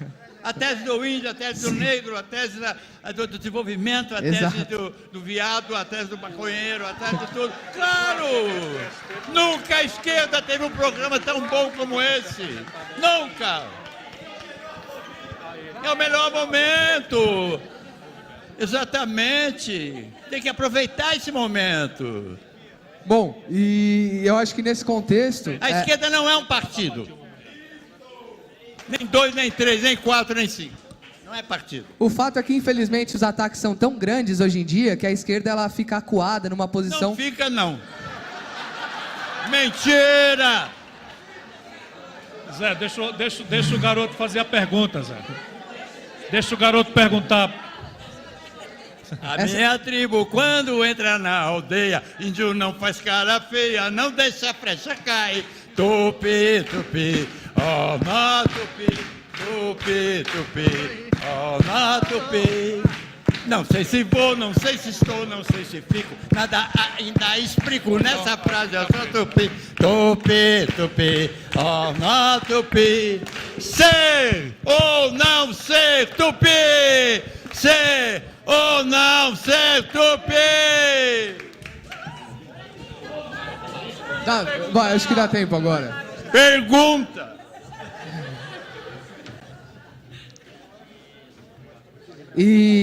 Bom, só para concluir rapidinho, então, e essa postura reativa, né, contra o ajuste, contra os cortes, Isso é muito complicado. Eu acho que você, hoje em dia, tem pautas... É muito importante por ter a sua representatividade nacional e é uma das fontes que eu bebo contra essa hegemonia liberal. E eu queria agradecer, antes de mais nada, por isso e dizer que, enquanto estudante de economia, enquanto estudante do DC, e enquanto representante discente, né, o que eu vejo é a lógica do ajuste aplicada à universidade, né, e acho que você... O jogo, meu companheiro, desculpa lhe interromper. Claro, não, a pergunta é essa. Poder. Eu queria que você falasse um pouco sobre a lógica Eu vou me despedir de vocês. Assim, o jogo é de poder. E o poder, ele tem, de novo eu vou citar Gramsci, ele começa por uma hegemonia moral e intelectual. Nós hoje, do campo mais progressista, e não é só a esquerda, não. Nós hoje, por mais que o Zé Celso, nessa exuberância maravilhosa, que eu sou fã há muitos anos e tenho o privilégio de ser, pelo menos me considero amigo dele há muitos anos, levei para a sua peça quando estava com problemas aqui em São Paulo, levamos para o Ceará para fazer a coisa por lá, que é mais caboclo do que qualquer turma. Vai de novo. Então, veja bem, nosso grande problema é que nós começamos a perder a hegemonia intelectual, porque falta ao Brasil, nesse momento, um projeto, vamos dizer, original. É um projeto original ao Brasil. Mas Celso Furtado está aí para isso, A última vez que nossas concepções tiveram alguma originalidade foi ali, de qualquer forma, replicando uma institucionalidade, uma coisa maravilhosa em cima da CEPAL. E produzimos, é importante a gente saber que isso dá resultado, porque quando a gente coesionou, ainda que autoritariamente, em certo momento, nós saímos de uma população rural, assentado na monocultura do café aqui para baixo, da cana-de-açúcar lá para cima, para a 15ª economia industrial do mundo. Então eu não tenho nenhum medo de confiar na genética brasileira. A raça é boa. A raça é boa. Essa mestiçagem aqui é capaz de desenvolver qualquer tarefa. O problema é que esse modelo baseou-se num conjunto de premissas que sumiram. A mais grave, a aceleração tecnológica. E nós, numa ditadura, aceitamos a divisão internacional do trabalho que o mundo rico assinou para nós. Produzimos commodities eternamente de baixo valor agregado, como voltou agora, e nossa sociedade modernizou-se e aspira um padrão de consumo, aspas, de primeiro mundo. Esse é o nosso desequilíbrio. E essa estrutura tem pistas de resolver antes do dissenso. Por isso que eu fiquei tão chato hoje aqui. Antes do dissenso, qual é o protagonismo de uma visão anárquica do dissenso? Eu vou tentar chegar lá. Nós temos que buscar o consenso possível. Percebe? Eu não serei jamais um intérprete fiel das mulheres negras, lésbicas e qual é a outra? Enfim, eu não tenho legitimidade para isso. Eu tenho que ouvir alguém. Nós passamos a reunião inteira, mas alguém gritou escondido debaixo da sombra ali, e os trans ainda está na sombra. Nós não falamos nessa questão que se for trans, negro e pobre, esse é que está fudido mesmo, né? Não. E nós passamos... Não. Ah, não? Esse que tem Estou falando de poder. estatística. Eu estou falando de estatística, só isso. Ah, mas a estatística não revela. Então é verdade o que eu estou dizendo. Claro que é. Claro que é. É morto. É isso aí. Então, repare bem, eu não serei jamais um intérprete fiel deste olhar que só ele pode ter da realidade, mas eu posso ser, entre muitos, naturalmente, alguém que imponha no debate um método holista, de maneira a privilegiar consensos e adiar os dissensos enquanto a gente protege essa tenra, jovem e elitista democracia que temos. O Zé Celso foi morar em Moçambique à força, porque teve um dia aqui no Brasil que um artista extraordinário como ele, só porque diziam as coisas, podia ser morto, torturado ou exilado. Não vai... Claro. Claro. Então, neste momento, e esse consenso, meu companheiro, e com isso eu me despeço, esse consenso só será feito se houver um método. E o método é o seguinte: não pode ser ambientalista sem me responder como é que vai ter energia. Nós não estamos discutindo energia aqui, não estamos discutindo Belo Monte, não. Quando eu tratei desse assunto, minha cara Carol, eu não estava discrepando, não. O que importa é isso aí. Agora, nós vamos nos juntar na rua em abstrato pela democracia? Não vai acontecer. Só vai acontecer se tivermos concretudes. E a concretude, nesse momento, é salvar a democracia e o dia seguinte. Porque na democracia, as maiorias pelo menos são ouvidas. O que está armando-se para nós aí é um constrangimento grave, parte dele está escrito. Ontem, a manchete da Folha era: companhias aéreas brasileiras com Temer poderão ter 100% do capital internacional. Eu tenho alguma patriotada com avião? Não, eles nunca me deram uma passagem de graça. O problema é o balanço de pagamentos. O problema é a autonomia do país de ir e vir um tamanho desse. O problema é chegar em Rondônia. Porque ir para Fortaleza, que todo mundo quer ir, moleza, não vão tirar. Mas bota a American Airlines para monopolizar o mercado brasileiro e vê, você vai uma vez por semana um voo para Rondônia à força. Então são coisas práticas, são concretudes que a gente pode sincretizar. Aí sobre cultura, lá vou eu provocar de novo. Antropofagia. Cultura não é estética financiada pela renúncia fiscal do Estado Nacional Brasileiro. Isto não é cultura. Não, eu vou dizer aqui mesmo. Eu sou o criador do Instituto Dragão do Mar de Arte e Cultura. Eu criei o Fundo Estadual de Cultura do Ceará. Sou o governador e prefeito de capital que mais investiu em cultura. Por quê? Porque a identidade cultural brasileira está se perdendo.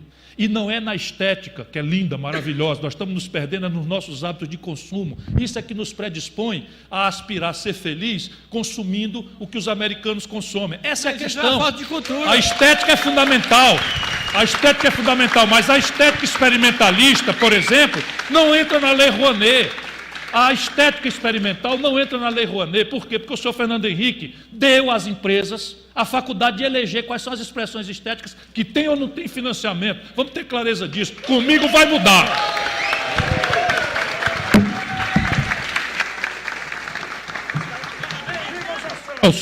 E viva Zé Celso Martinez! Valeu, galera. Até o próximo. Valeu!